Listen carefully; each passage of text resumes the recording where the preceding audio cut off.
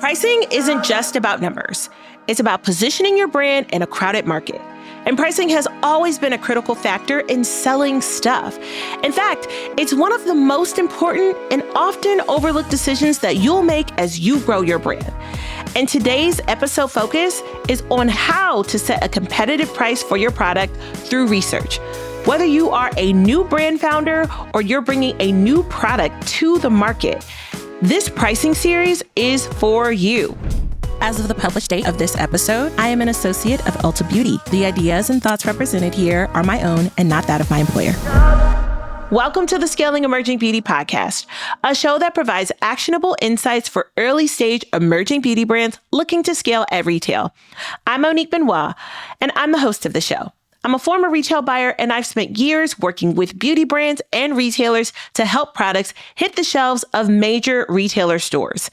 And today, we're diving into part one of this special pricing series. In this series, I'm breaking pricing down step by step so that you can understand how to set prices that consumers will actually take a tug at and to also cover your costs and position your brand to succeed at retail and beyond. This episode's focus is specifically on how to set a competitive price. So let's go ahead and get into it. Now, one disclaimer before I get into the bulk of the how-to, okay? There are a number of ways for you to determine a price. I know this because I've done this before. I've worked on the product development side, but that's why this topic is actually a series. Some might approach pricing just from this research that I'm going to be talking about in today's episode. Others might determine a retail once you have an amazing product. Others might say, hey, what's off the line and what do you recommend I price this at so that I can hit profitability? Number of ways for you to get at it. I honestly think the best method at determining the right price is a little bit of a mix of all of the things. You need to make sure you have the right product formulation, and you need to make sure you do your research so that the products and the retail that you're setting align with your target retailer and the competitive set. Nobody wants to go into Walmart and buy a $100 shampoo. It's just not going to happen. So I'm saying this to say the real world is nuanced. It's not so binary, and that can be hard to communicate sometimes in this world of social media where folks only want to hear things for a quick second. So I gave that disclaimer.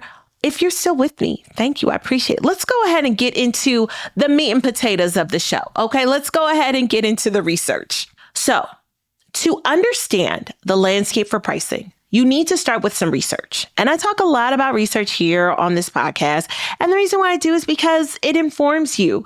It's because you're talking to people who are experts at their category. I'm talking about the retail buyers, guys. Remember, they know a lot. So in order for you to impress them, you gotta do some research. You gotta show them that you know what you're talking about. And also, this is important because in the world of selling, your price or your product, your formulation, it's only as relevant as the day that you're selling it. For example, I've talked about this many times before. Clean beauty was revolutionary in the early 2000s, but today it's kind of table stakes. So with that being said, here are some considerations or some questions for you to think about when you're looking at pricing. Number one, what category is your product in? Are you selling skincare? Are you selling hair care? Are you selling wellness products, nutrition? It's important for you to know the category because that gives you an understanding of a baseline of what the expectation is for pricing in that category. Now, some categories might have a variety of prices available from mass all the way up to prestige and luxury, while other categories might have a tighter window. So this is why the category is important. The next question to consider is what is the pricing at the retailers for the categories that you're looking to sell? I talked a little bit about mass, masstige, prestige, luxury. Not all retailers carry all pricing tiers.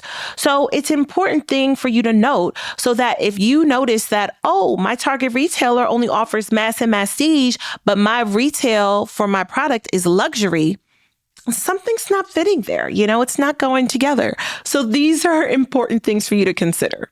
The next thing that I want you to consider is what is the highest retail price point that the retailer carries for the category for the products that you're looking to sell. The reason why you want to know the highest price point is because I don't think it's ever the best option for you to come in at the highest price point. You want to somewhere be like in the middle. Think like the Goldilocks rule, right? Not too hot, not too cold, just right. So this is why it's important to understand what that top tier pricing is. Let's go ahead and let me give an example. If I look at the hair care category, you can go in and you can research and say, what are the price ranges in hair care at fill in the blank retailer? You want to go in and write those things down. Go into the stores. Don't look online because the online prices are different. And I'm going to talk about that in part 2 of this series.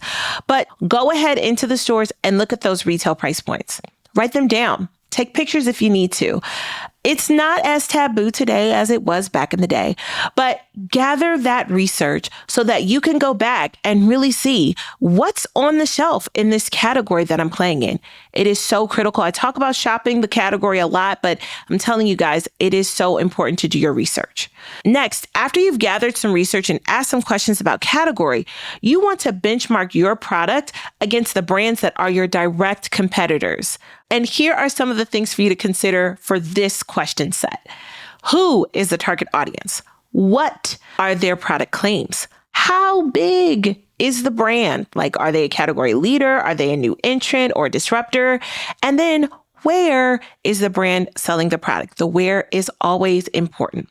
Finally, after you've done your research on category and competition, you'll want to land and find your sweet spot, which I'm calling your target retail, based on incorporating all of the things that you found from your research. You want to consider what the retail price points are at the retailers where you want to sell, and also what the competition is doing. I encourage you to go out and take pictures and take note of all of the prices in the category. And that's because you can use that information to determine what we call an average selling price. Now, retailers have this on the back end because that's part of the data that retailers collect. But you as a new entrant and a new brand might not have access to be able to easily pay for this data. So a quick comp shop will allow you to pull this so that you can see exactly how much things are selling for at your desired retailer. And in today's super competitive market, it's really hard to sell to the masses if you're new and you're the highest price point out there. Remember I told you about what's the highest price point? Don't do that. Just don't do it to yourself, okay? Now, being hard to sell doesn't mean that it's impossible. You also might have a reason to command a super high premium price in the category. Maybe you have some new technology that hasn't been heard of, that's patented, that's amazing. Or maybe you have some amazing before and after results that are going to revolutionize the way things work. I mean, my hair is going to go from right here at my ears and it's going to be down my back in 2 months. I'm exaggerating a bit, but my main point in saying that is that there are ways for you to charge a premium price point. You just need to do your research and make sure that it's warranted. Either way, doing your research is a great way to help you find your target retail price point. The key takeaway from today is that your retail price needs to make sense to your ideal customer for the category that you're selling products in and your desired retailer where you want to sell stuff. If this episode got you thinking about your own pricing strategy, I'd love to hear from you. DM me on Instagram at Scaling Emerging Beauty, or leave a comment if you're watching this here on YouTube. I'd love to hear how you're thinking about things differently after hearing this episode. I appreciate you tuning in as always. Thank you for being here. Leave a review if you haven't already on Apple or Spotify podcasts. And don't forget, I've got more to come in this pricing series to help you price smarter, grow stronger, and ultimately sell in your desired retailer. Make sure you're subscribed to Scaling Emerging Beauty so you don't miss the next episode. All right, as always, thank you for listening. I'll catch you next time. Bye.